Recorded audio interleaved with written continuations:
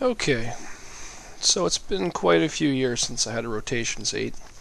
I decided I want to do some different projects. And since the kids are all obsessed with fidget spinners at our school, I thought that might be something I could do to grab their attention.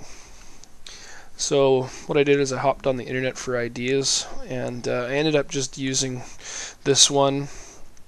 It's actually the fidget spinner that Tormach had posted on their blog, and figured I liked it better than anything I had, and so I went with that.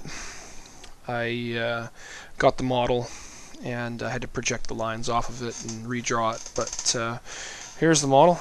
Nothing too fancy here. So once it was drawn, it was off to cam. And let's look at this from the perspective of the vise. I'm going to hold it in the upper left corner on the fixed jaw on the table. So first op, this is going to be the stock. The stock is going to be cast aluminum. The kids are going to cast learning how to cast with the flat back pattern, and then they'll take it over to the mill and finish it off and learn how to be a CNC operator. If my seniors decide they want to make it, then they're going to have to program all this from scratch. So first thing will be facing it with my Superfly cutter from Tormach. It's just a fly cutter. I'm going to use adaptive toolpath to clear out most of the material, a contour to clean it up, give it a finishing pass. Then we're going to switch to a, and this is with a 3/8 sand mill. We're going to switch to a 3/16 sand mill. Do these inner pockets, adaptive, then do 2 contours.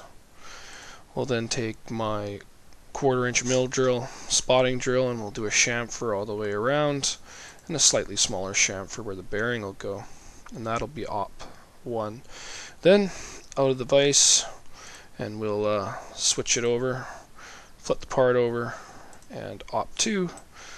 This time the origin is going to be off of the model, not the actual stock, and we'll use a 1, 2, 3 block to grab the location of this part off the curve here. So, and all it's going to do is it's going to get an adaptive to clear off the top, and then face it off, give it a nice finishing pass, followed by same chamfers inside and outside. So let's have a look and see what it looks like in a simulation. I'm going to go back to op 1, and let's do a simulate. I want to see the stock, I don't want to see the tool paths. I like it to be wall paint, and let's turn off the model and hit play. Facing. And it's just going to do a few different facing passes. Then we're going to do our adaptive. I'll just scrub through this, speed it up, helix in, and then we do our contours, clean up. Switch to our 3/16,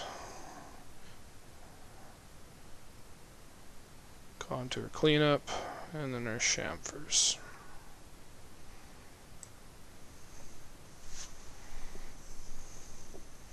Okay, let's save this stock for our next one,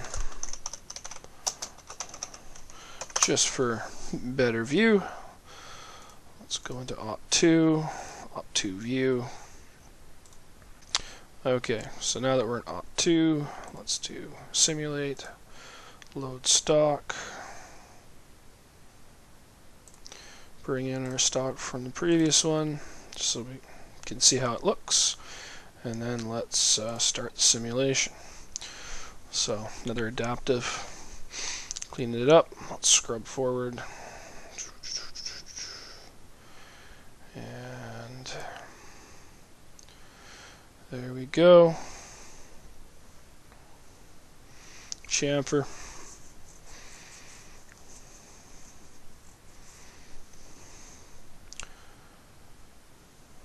And that's it. Model's made. So let's head over to the mill and let's make this part. A few moments later.